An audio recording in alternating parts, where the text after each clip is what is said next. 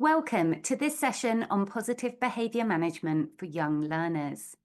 In this first section, we'll set the scene, looking at the unique environment of Curio Studios, the expectations placed on you as leaders, and the principles that guide the Curio way.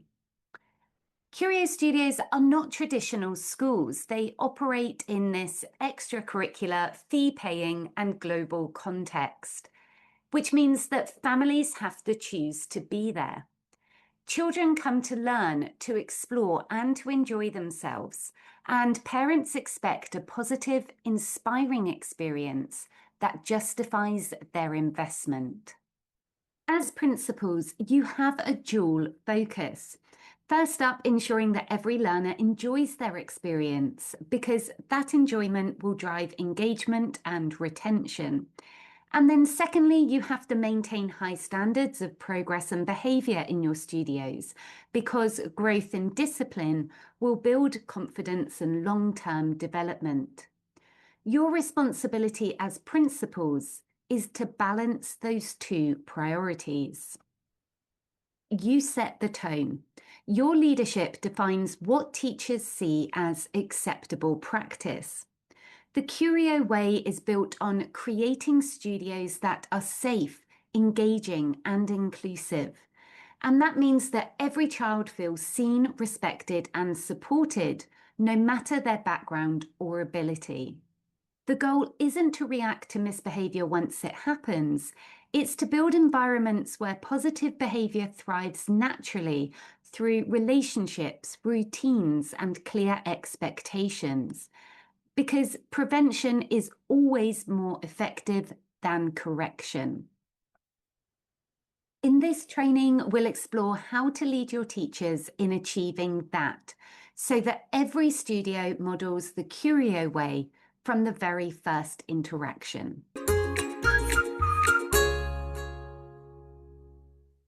Before we can manage behaviour, we have to understand it.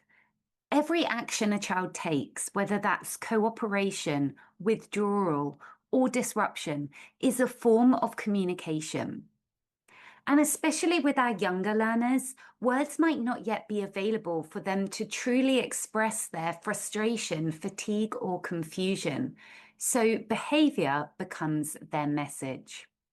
When a child acts out, the real question isn't, how do I stop this? It's, what is this behaviour telling me? Because disruptive behaviour in young children especially often signals something missing, whether that's rest, connection, clarity, or just reassurance. The task of teachers is to observe before reacting. They must pause and watch out for patterns and ask themselves, when and where does this behaviour happen? What came before it, and what was the outcome? This short pause can often reveal the real cause and therefore the solution. There are many triggers for a young learner's behaviour. These can include fatigue or hunger. Maybe the child needs attention or some more reassurance. Perhaps the instructions are unclear and the child doesn't really understand what to do, or the teacher seems to have inconsistent expectations, or maybe the child is over or understimulated by what's happening in the classroom. And in global extracurricular settings, these triggers can be amplified. Children could be arriving straight from school. They could be tired or overstimulated. And of course, expectations differ between their home, their school life, and what's expected in our studios. Our consistency and calm tone become the anchor that can help these children to settle and succeed.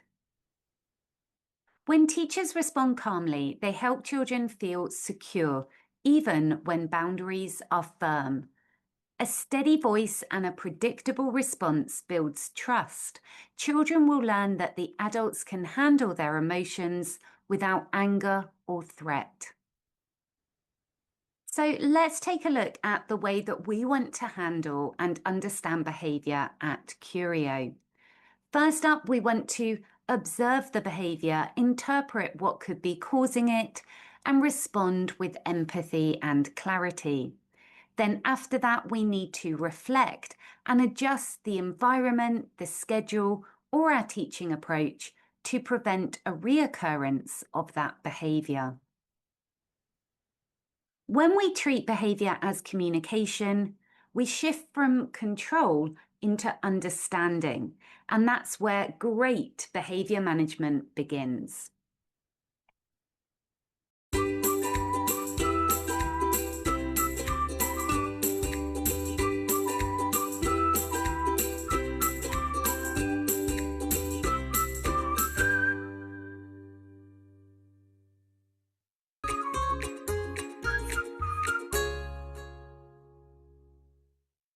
In every Curio studio, the goal is to help children understand how to learn and behave successfully. And this starts with establishing clear classroom norms. These are short, positive rules that children can remember and follow. Because when we set clear expectations, children feel safe, teachers stay consistent, and the learning time increases. Classroom norms make the environment predictable and safe. Everyone knows what's expected and what's going to happen next. That helps to reduce anxiety and helps children to focus in on their learning. For young learners, the first few sessions with them lay the foundation. Teachers need to teach the norms, not just post them on the wall. This means showing and practicing what each rule looks like. And because we have to keep them positive, instead of saying, "Don't shout," a teacher would say, "We use quiet voices when we're in the classroom." And that is telling the children exactly what they need to do. Let's take a look at some examples of age-appropriate class norms.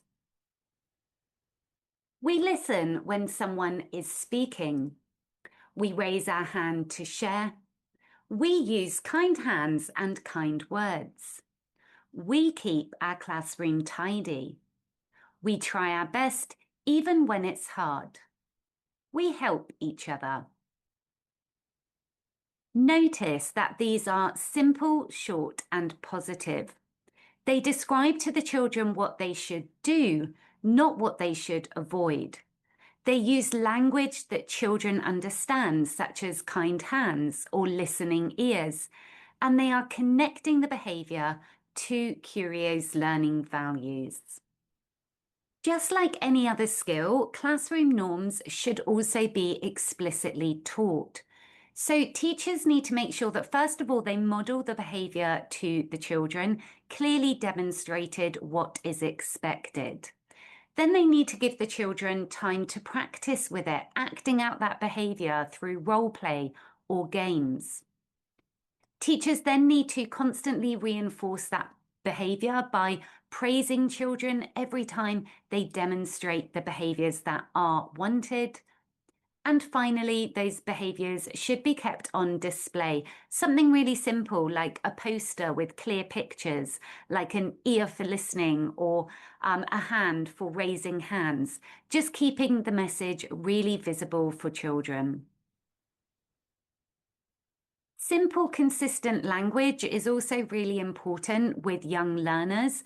So teachers need to use the same short phrases every time. This consistency will help children to remember those expectations and quickly demonstrate the required behaviours. So teachers could use phrases such as "eyes on me," "voices off," "kind hands," "great listening." These phrases are going to create rhythm and routine in the classroom. As principals, your role is to make sure that every teacher builds and maintains these clear class norms. During observations of learning, you need to check that the expectations are visible, that teachers are using these key phrases, and that they're reinforcing behaviours calmly and positively. And when you're feeding back to teachers, model how to rephrase corrections in a constructive way. Because when clear positive norms are taught and repeated, most behaviour challenges disappear before they start. Children know what's expected, and teachers can then spend time teaching instead of managing the children. And so your job as principal is to protect that consistency so that every Curio classroom feels predictable, safe, and joyful.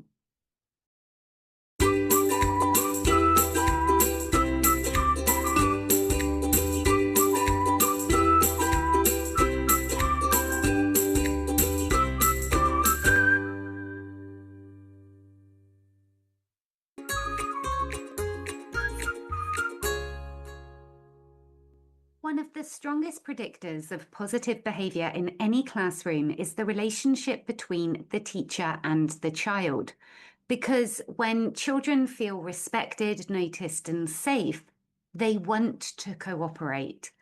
But when that relationship breaks down, behaviour usually follows. Positive relationships are so important because they create emotional safety. When children trust their teacher, they're going to listen more, they're going to try harder, and they're going to recover faster when they do make mistakes. And without that connection, even the best classroom strategies just won't work. Here's a simple rule for us to use at Curio: connection before correction. When a child misbehaves, the very first step is to stay calm and reconnect, not to react. For example, when that child misbehaves, you might make eye contact, use their name, or speak gently before discussing what went wrong. Let's take a look at some simple daily habits that teachers in your studios can implement to build positive relationships with children in their class. First up, teachers should stand at the door of their class, welcoming and greeting the children by name as they arrive. Teachers should smile at the children and make eye contact with each and every one of them. This will help the children to feel important and like they belong. We also need to start redirecting praise from praise of the end product onto the effort they put into it. So instead of, well done, you've made an excellent piece of work, we should be saying, well done, you kept trying, and that was great. Body language is also super important. So we always want to use a calm tone to talk to the children, even in challenging moments, and that will help to reduce any tension. And we should also kneel down and talk to the children at eye level. And finally, we must ensure that we end every class on a positive note to help children feel proud and excited to return. Sometimes teacher-child relationships can start badly or deteriorate over time. This is common, but it's not permanent. Teachers in these situations need to rebuild by starting fresh each day, giving every child small chances for success, and actively looking for moments to praise children for doing the right thing. And sometimes a quiet chat after class does a lot more to repair trust than a public correction. As principals, you set the culture at your studios, so it's really important that you're looking out for how teachers speak to children, checking that their tone stays calm and not sharp during challenging moments, and making sure that teachers are giving equal attention to all children in the class. And if you notice that any of these things aren't happening, then you need to coach the teachers on how to rephrase criticism into encouragement, helping reinforce that idea of the importance of connection before correction. And also highlighting to teachers how quickly calm spreads and how the use of a warmth, calm tone and encouragement will create a much better climate for better behaviour, better learning, and a better relationship. And remember, children mirror the energy of adults. When teachers stay calm, the classroom feels calm. When teachers show frustration, children's behaviour will often worsen. Your role as principals is to remind your teaching teams that their calm is their classroom's control. And while positive relationships won't remove all misbehaviour, they will make behaviour more manageable. So be sure to focus on connection before correction, calm before control. That's how we model the Curio way every day in every studio.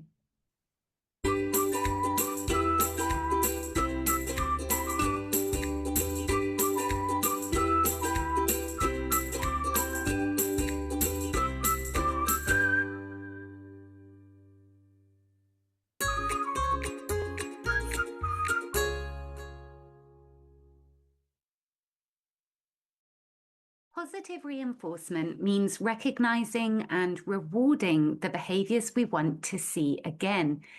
It's not about giving prizes. It's about helping children understand what good behavior looks like and why that matters.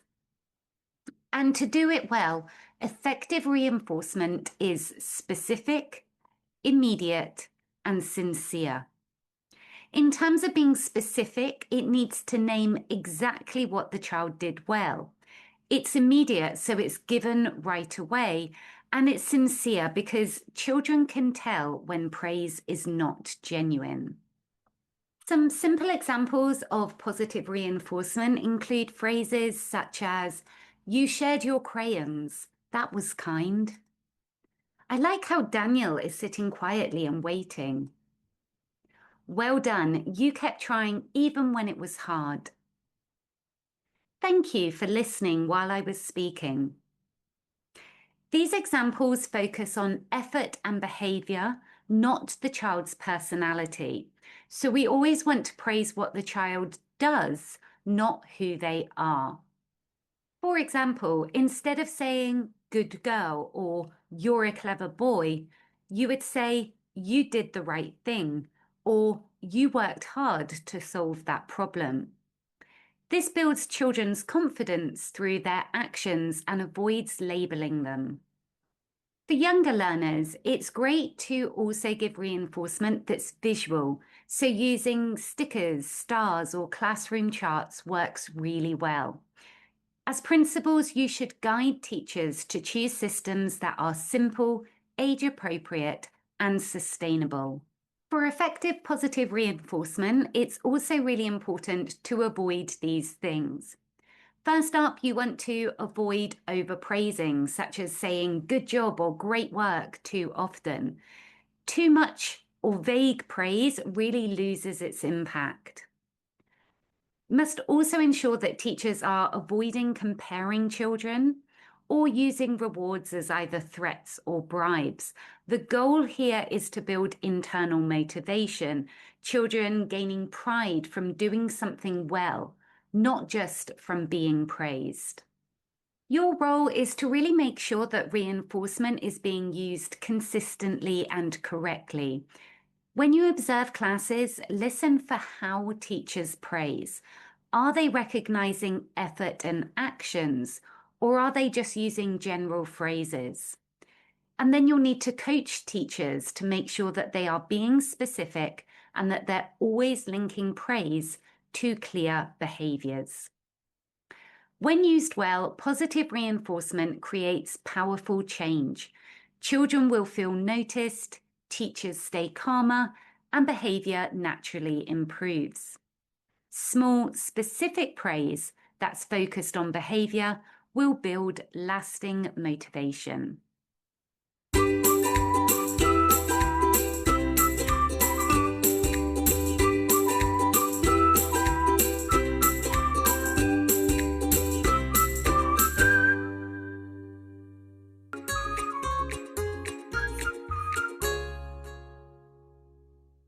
Our studios are global, so children and families are coming from different cultures with different expectations about learning and behaviour.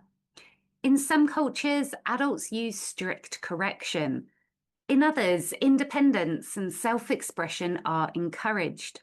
Understanding these differences will help teachers and principals respond with empathy and consistency. Research shows that children can adapt their behaviour to different settings when expectations are clear. They quickly learn that studio rules may not be the same as home or school rules, as long as those rules are explained calmly and consistently by teachers. So we don't change our expectations for every culture.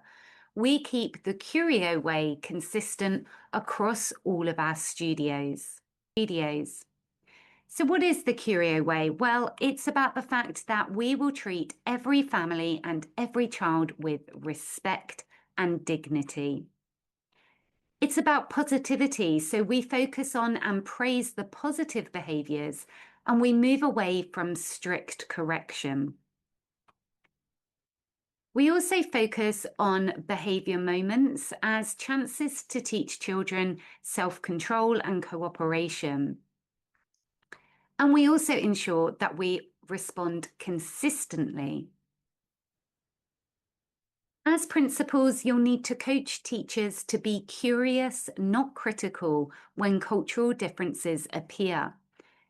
When there's a behaviour that they see, encourage them to ask what might be behind this and respond calmly, modelling the same respect that we expect children to show each other. In short, cultural sensitivity means seeing differences with respect while holding firm to the Curio way, because that gives us a safe, positive and consistent experience for every child in every studio.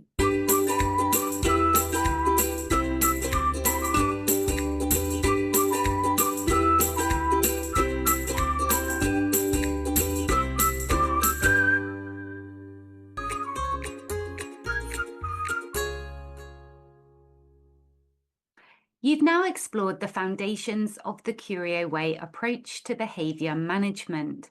We've looked at behaviour as a form of communication, the importance of setting clear class norms, building positive relationships, reinforcing the behaviours that we want to see, and staying consistent across cultures.